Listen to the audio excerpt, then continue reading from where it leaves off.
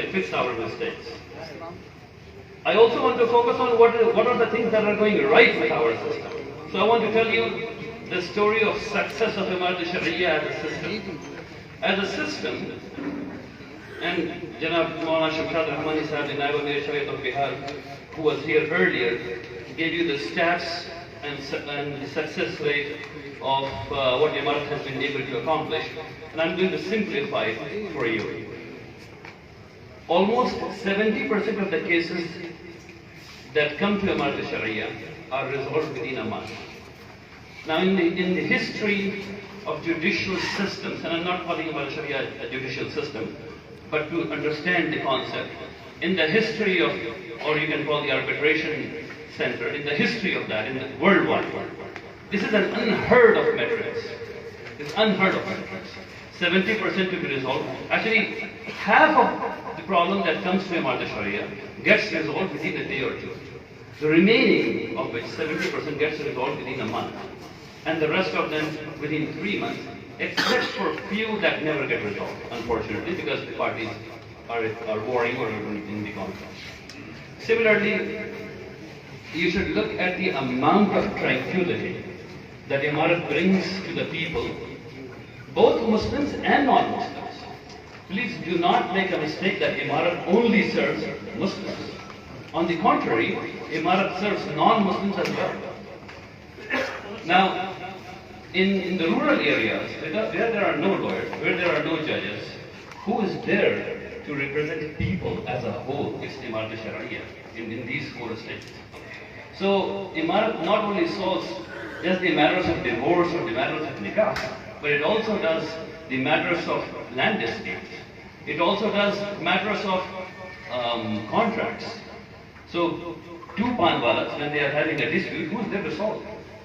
There is no judge, there are no lawyers. It's the people from Imarat al-Sharia that go and talk to them and resolve the situation. So Imarat al-Sharia operates in the best interest of humanity and in the best interest of this nation, and is one of the organization, or I should call the foremost organization, since its establishment in 1921, that has been doing the work of nation building since day one, by providing that these services in the rural areas, in the areas where still electricity is unheard of. There are places in Bihar where there are no electricity still today. Imarat is there. So that is one of the things that we should admire and we should appreciate of Imarat Sharia. Now, besides that, as you know, Imarat Sharia is part of relief effort of in the events of devastation. So, for example, if there's a fire, just this last year, Imarat has built, I think, more than 100 houses of people, and Imarat has helped the government successfully transplant people within the boundaries of the river, outside of the river, and who did all of that work? It was Imarat Sharia along with the DM of Bhagalpur, District Magistrate of Bhagalpur. So Imarat Sharia partners with the district administration to do its work. So we should look at Imarat Sharia from an organization that is part of the nation building phenomena in this country. Similarly, Imarat Sharia is involved in high quality education. You may think that Imarat only operates madrasas, and it does, quite a few of them. And it does operate madrasas where about 15% of the population is non-Muslim. Grasp that. Imarat serves 15% of its population is non-Muslim in madaris. And they are learning to be literate. So Imarat's literacy campaign has probably given more literacy than most organizations in this country. So just imagine this, 4% of madrasa students 4% of Muslim students go to madrasa. They become literate. Name me one organization that as a whole can claim that 4% of the population is being made literate by that organization, and Imarat is that organization. So that is Imarat Sharia for you. Now in terms of science education, just in the last 6 years, Imarat has opened up 6 CBSE schools, and in total we operate around 11 schools, and we want to establish 10 more schools this year.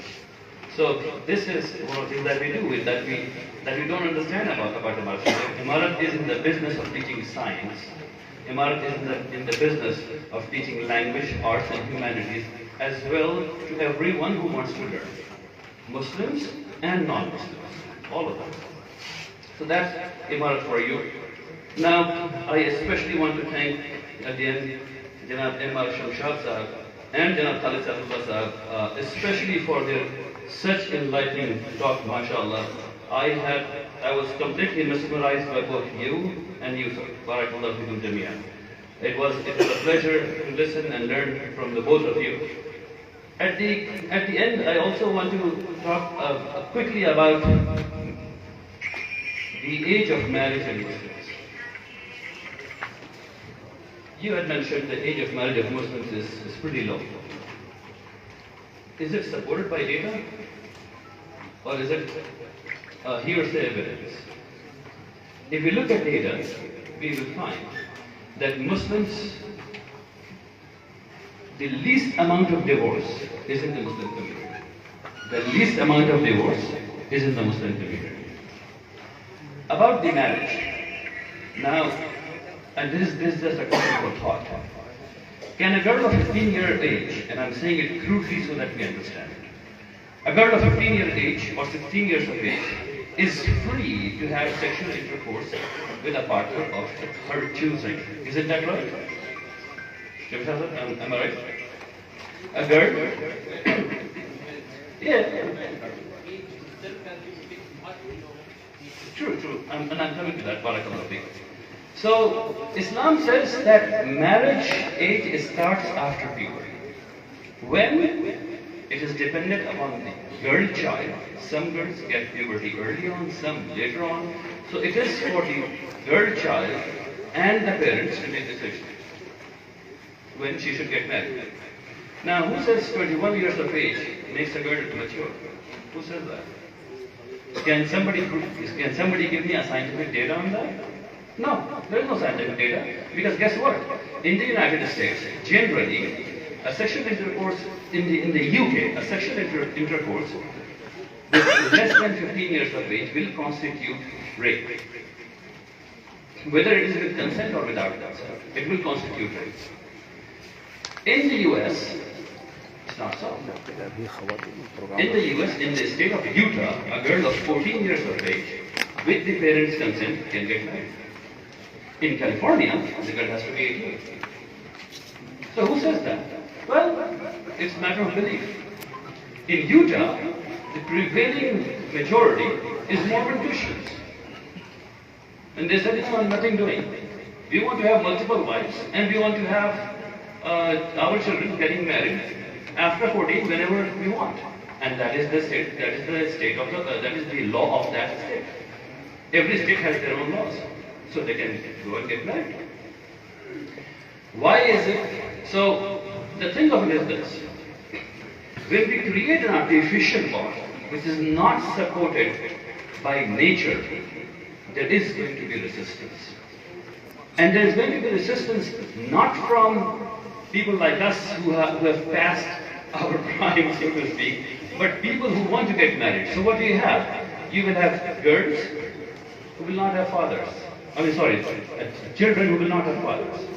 You will have girls who are abandoned altogether.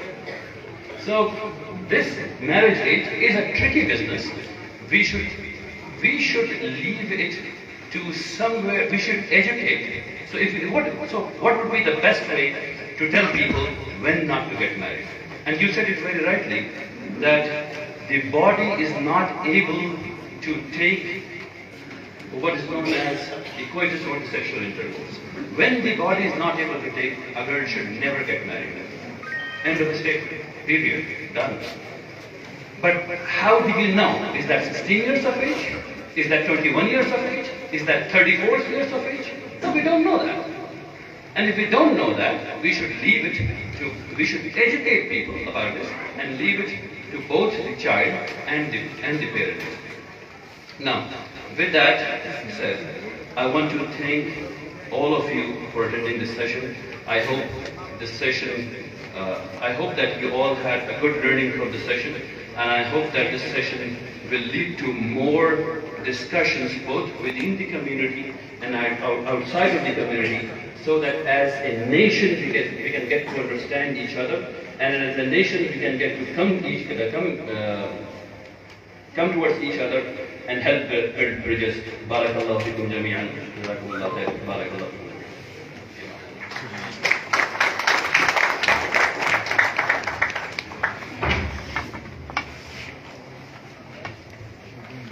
Thanks, Maulana, for your Faisal.